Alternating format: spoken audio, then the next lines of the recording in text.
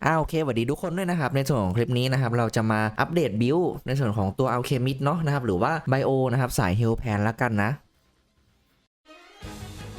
และสำหรับเพื่อนๆที่ชอบเล่นเกมหลาย ID หรือว่าฟาร์มแบบ AFK นะครับบางครั้งมือถือหรือคอมของเราเนี่ยต้องใช้ทำหลายอย่างและการเปิดเกมนานๆก็ทำให้เครื่องแหลกแบตหมดเร็วแล้วก็ใช้พื้นที่เยอะช่วงนี้ผมเลยลองใช้ LD Cloud ซึ่งเป็นเหมือน Cloud Phone ที่สามารถเล่นเกมได้ตลอดเวลา 24 ชั่วโมงแม้ว่าคุณจะปิดแอปล็อกหน้าจอหรือปิดคอมเกมก็ยังทำงานต่ออยู่บนคลาวด์สามารถเปิดได้หลายเครื่องพร้อมกันแล้วก็ควบคุมจาก PC หรือเบราว์เซอร์มือถือได้ง่ายๆซึ่งช่วยมากสำหรับคนที่ฟาร์มหรือเล่นหลาย ID ถ้าใครอยากลองเนี่ยผู้ใช้ใหม่สามารถสมัครผ่านลิงก์ของผมในคำอธิบายเพื่อจะลองใช้คลาวด์โฟน 6 ชั่วโมงในราคาเพียง $0.1 และยังมีส่วนลดพิเศษ 50% สำหรับผู้ชมช่องผมถ้าสนใจสามารถกดลิงก์ใน description ด้านล่างแล้วลองใช้ดูได้เลยแล้วก็ในส่วนของเนื้อหาคลิปแล้วกันเนาะหลายๆคนนะครับที่ไปเล่น PVP มาเนี่ยผมคิดว่าปัญหาหลักเนี่ยนะครับน่าจะเจอแอดกันเยอะนะครับแล้วก็อาจจะมีเศษบ้างนะครับแต่ว่าปัญหาหลักๆเลยเนี่ยคิดว่าน่าจะเป็นแอดใช่ไหมทีเนี้ยนะครับในส่วนของแอดมันเก่งแล้วก็ OP มากนะครับวิธีการที่จะทำให้เราเล่นได้เนี่ยนะครับเราอาจจะต้องทำบิลนะครับในส่วนของป้องกันขึ้นมานะครับเพื่อที่จะทำให้ยืนแอดได้นะครับแล้วก็เทคนิคในการเล่น PVP จริงๆแล้วเนี่ยนะครับเราก็ควรจะทำในส่วนของค่าที่มันเป็นป้องกันหรือว่าสเตตัสป้องกันต่างๆนะครับให้มันขึ้นมานะครับเพื่อที่จะทำให้ตัวเราเนี่ยสามารถที่จะเล่นได้นะครับโอเคนะตอนนี้เนี่ยนะครับเลือดของตัวอัลเคมิสผมนะครับหรือว่าไบโอเคมิสเนี่ยอยู่ที่ 62,000 นะครับถ้าเกิดว่าเข้า PP เนี่ยก็จะอยู่ที่ประมาณแบบ 200,000 กว่าโดยประมาณนะแล้วก็จะมีค่า PDF อยู่ที่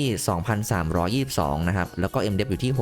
625 นะครับทีเนี้ยสิ่งที่เราจำเป็นจะต้องทำเพิ่มขึ้นมานะครับก็คือค่า P Damage Reduction นะครับโดยปกติแล้วเนี่ยหลักๆหลายๆคนเนี่ยนะครับถ้าเกิดว่าใส่โล่ได้นะครับก็จะอยู่ที่ประมาณสัก 80% ถ้าเกิดว่าทำนะแต่ถ้าเกิดว่าไม่ได้ทำเลยเนี่ยนะครับมันจะไม่ได้ขึ้นมาถึง 80% แบบนี้นะครับแล้วก็จะมีค่า M Damage Reduction อยู่ที่ 41% นะครับโดยที่ยังไม่ได้กดบัฟเนาะค่า PP Damage Reduction นะครับ 1,505 นะครับแล้วก็ PP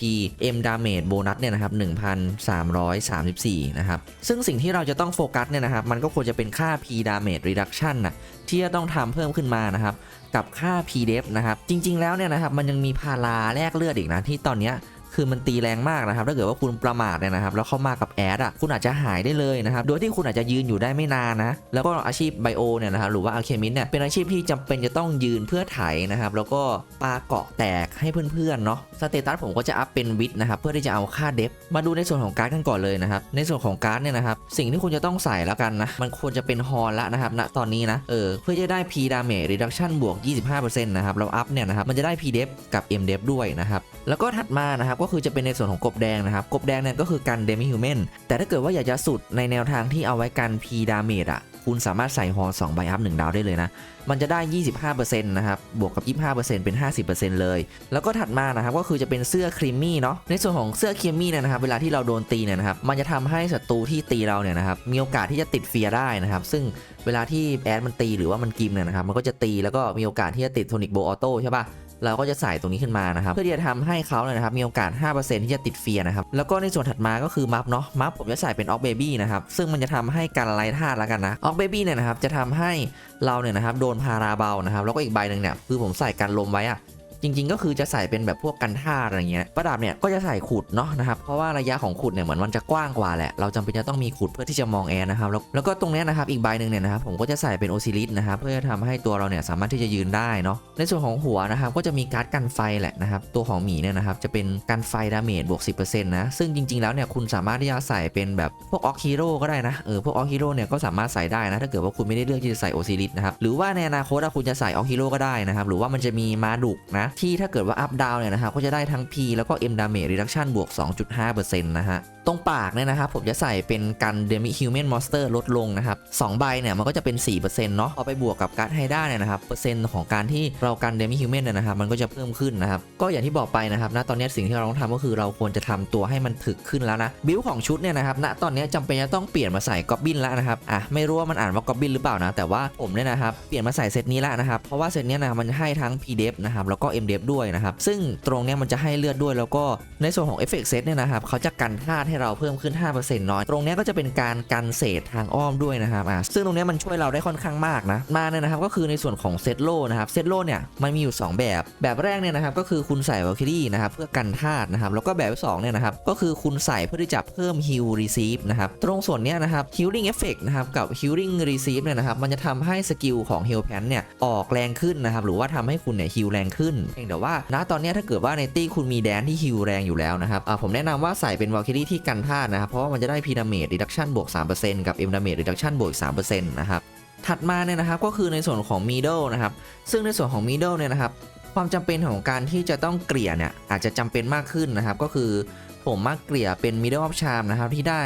P Damage Reduction เนี่ยนะครับบวก 13% นะครับแล้วก็เป็น Middle of Tempest นะครับที่ได้ M Damage Reduction นะครับบวกขึ้นมาอีก 13% นะครับทีนี้ถ้าเกิดว่าเรากดเคลือบนะครับเรากดเคลือบเนี่ยมันจะได้เอฟเฟกต์เซตจากอาวุธนะครับซึ่งจะทำให้ในส่วนของตัวเราเนี่ยนะครับมีค่า P Damage กับ M Damage เนี่ยนะครับบวกอีก 10% นะครับตรงเนี้ยถามว่าสำคัญไหมก็อย่างที่บอกไปนะครับตรงส่วนเนี้ยนะครับก็คือสิ่งที่ผมพยายามจะเน้นนะครับในส่วนของคลิปนี้ว่าเราจำเป็นจะต้องทำให้ตัวเองเนี่ยนะครับยืนได้นะครับโดยการที่เราทำค่า Reduction ขึ้นมานะครับแล้วก็อาจจะมีหลายๆคนนะครับที่สามารถทำค่า PP Damage Reduction เนี่ยได้เยอะกว่าผมนะครับแต่สิ่งที่ควรจะโฟกัสณตอนนี้นะครับก็คือค่า Reductแล้วก็ในส่วนของค่า PDF กับ MDef นะครับถัดไปเนี่ยนะครับก็คือในส่วนของ PDF กับ MDef เนี่ยนะครับมันจะสามารถหาได้จากในช่องของสกิลนะแล้วก็ไปที่กิลนะครับแล้วก็จะมีในส่วนตรงนี้นะครับมันจะเป็น Character Def นะครับตรงส่วนนี้นะครับจะทำให้เราเนี่ยนะครับบวกค่า Def อีก50แล้วก็ MDef เนี่ยนะครับบวกอีก13นะครับซึ่งตรงนี้นะครับ MDef เนี่ยนะครับมันอาจจะหายากกว่า PDF นิดนึงนะแต่ว่าในส่วนของหน้าสกิลกิลเนี่ยนะครับมันเป็นส่วนที่ทำให้เราได้ Def เพิ่มขึ้นมานะครับอันเนี้ยสำคัญเหมือนกันนะอย่าลืมมาอัพนะครับถัดมาเนี่ยนะครับผมขอย้อนกลับมาในส่วนของออฟชุดสักนิดหนึ่งเนาะนะครับออฟชุดของผมนะครับจะใส่ MDef นะครับใส่วิดนะครับแล้วก็ถ้ามี PDF ได้เนี่ยนะครับก็จะดีกว่าคีเลตแล้วกันนะเพราะว่าคีเลตเนี่ยจริงๆทำไป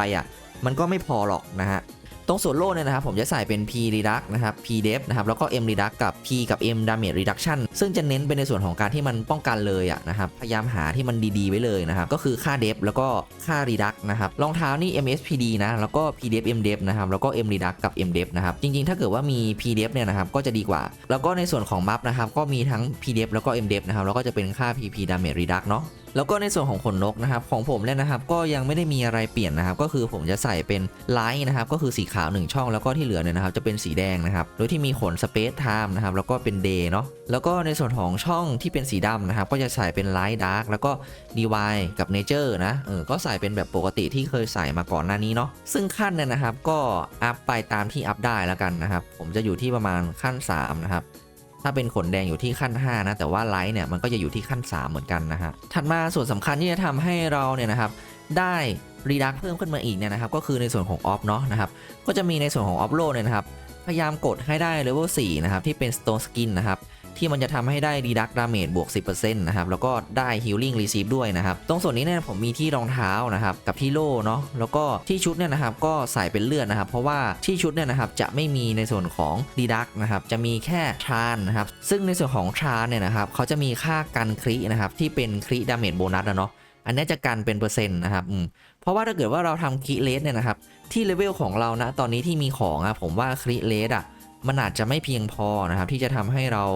ได้คริที่เลเวลสูงมากพอที่จะกันแอดเนาะเพราะว่าแอดเขาจะทำคริได้เยอะมากต้องบอกว่าแบบนั้นแล้วกันนะครับอาจจะกันพาราได้นะครับแต่ว่ากันแอดไม่ได้นะครับส่วนบัฟเนี่ยนะครับผมจะใส่เป็น bracing นะ bracing ก็จะทำให้ได้M damage reduction นะครับแล้วก็ในส่วนของหน้ากับปากผมจะใส่เป็น PDF เนาะส่วนหัวก็เป็น PVP นะครับปกตินะที่เหลือก็จะเป็น PVP นะครับแล้วก็อันเนี้ยก็จะเป็น Magic Boon นั่นแหละในส่วนของสิ่งที่จะทำให้เรายืนโซนได้มากขึ้นนะครับก็คือในส่วนของ Bio Cannibalism นั่นแหละคือใน PVP เลือดเราจะเยอะใช่ไหมก็จะทำให้สกิล Bio Cannibalism เนี่ยนะครับสามารถที่จะฮีลได้แรงด้วยนะครับข้อเสียของมันก็คือมันเป็นสกิลวางพื้นเนาะมันก็คล้ายๆกับแซนนะครับก็อาจจะเล่นได้ดีในด่านที่มันเป็นด่านรถไฟแล้วกันแต่ว่าด่านอื่นเนี่ยนะครับอาจจะเล่นยากนิดนึงนะครับซึ่งตรงส่วนนี้อาจจะต้องใช้ความชำนาญแล้วกันนะครับแล้วก็สกิลเคลือบเนี่ยครับจำเป็นต้องใช้บ่อยๆนะครับแล้วก็ในส่วนของ Survival Food นะครับก็มีความจำเป็นที่จะต้องกดตลอดเหมือนกันนะเดี๋ยวจะดูสกิลที่ผมอัพสักนิดนึงเนาะอันนี้ก็อัพอะไรก็ได้นะแล้วก็ อันนี้ก็จะเป็น exit terror demonstration นะครับ bottle gradate นะครับแล้วก็จะเป็นปรุงยา learning potion นะครับอันนี้เอาไว้ที่จะลด P damage กับ M damage reduction ของเป้าหมายลง 10% นะครับเอาไว้ปาลงพื้นนะครับคือต้องบอกว่าในส่วนของไบโอเนี่ยนะครับเขามีสกิลที่โกงอยู่สกิลหนึ่งนะครับถ้าเกิดว่าฝั่งตรงข้ามเนี่ยนะครับไม่ได้มีไบโอที่เคลือบให้นะครับสามารถจะทำให้ผ้าคลุมของฝั่งตรงข้ามเนี่ยแตกได้นะครับเพราะว่าตรงส่วนอาร์เมอร์เนี่ยนะครับเขาจะมีการที่จะทำให้เกราะมันไม่แตกแต่ผ้าคลุมมันจะไม่มีนะครับทีนี้ถ้าเกิดว่าปา exit terror ไปยังไงมันก็แตกวิธีการเซตติ้งนะครับก็คือคุณเนี่ยเซตติ้งปา exit terror ไปเลยนะครับแล้วก็ในส่วนของสกิล demonstration เนี่ยนะครับให้เรียกว่าวางพื้นเอาแล้วกันแล้วก็จะมี hammer as battery นะแล้วก็เคลือบนะครับแล้วเราต้องอัพเคลือบนะอันเนี้ยแล้วแต่ผมคิดว่าใน1ไฟต์มันจะอยู่ที่ประมาณนาทีครึ่งนั่นแหละถ้าเกิดว่ามันไม่เกินนะเราค่อยๆไปไล่เคลือบให้ก็ได้นะครับแล้วก็อีกอย่างหนึ่งเนี่ยก็จำเป็นจะต้องหาจังหวะที่จะ reset party แล้วกันเนาะอื่นๆนะครับก็จะไม่ได้มีอะไรเป็นพิเศษแล้วนะครับโอเคในส่วนของคลิปนี้นะครับก็จะเป็นประมาณนี้แล้วกันเนาะก็คือในส่วนของการอัปเดตบิลนะครับแล้วก็เน้นย้ำนะครับว่าสิ่งที่เราจะต้องทำเนี่ยเราจะต้องเปลี่ยนไปเป็นall around จริงๆนะครับก็คือการที่ทำให้ปาร์ตี้เล่นได้นะครับแล้วก็ตัวเองเนี่ยนะครับเล่นได้โดยที่ไม่ต้องพึ่งเพื่อนมากนะครับถ้าเกิดว่าเพื่อนๆเห็นว่าคลิปนี้เป็นประโยชน์เนี่ยยังไงก็ฝากกดไลค์ Subscribe แล้วก็สั่นกระดิ่งด้วยนะครับขอตัวนะครับสวัสดีครับ